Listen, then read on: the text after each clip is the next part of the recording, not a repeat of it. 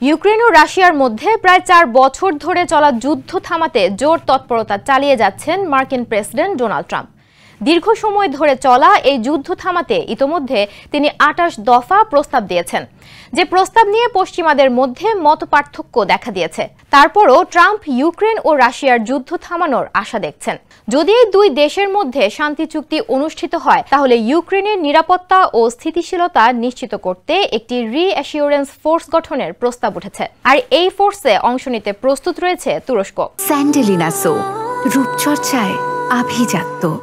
তুরস্কের প্রতিরক্ষা মন্ত্রণালয় জানিয়েছে, দেশটির সশস্ত্র বাহিনী এই অঞ্চলের নিরাপত্তা ও স্থিতিশীলতা নিশ্চিত করতে যে কোনো উদ্যোগে অবদান রাখতে প্রস্তুত। এদিকে ফরাসি প্রেসিডেন্ট ইমানুয়েল ম্যাক্রো গত মঙ্গলবার একটি নতুন যৌথ টাস্ক ফোর্স ঘোষণা করেছেন। তিনি আরও বলেন, তুরস্কের ঘনিষ্ঠ সম্পৃক্ততায় এটি ফ্রান্স ও গ্রেট ব্রিটেনের নেতৃত্বে পরিচালিত হবে। এতে প্রথমবারের মতো যুক্তরাষ্ট্রেরও অংশগ্রহণ থাকবে।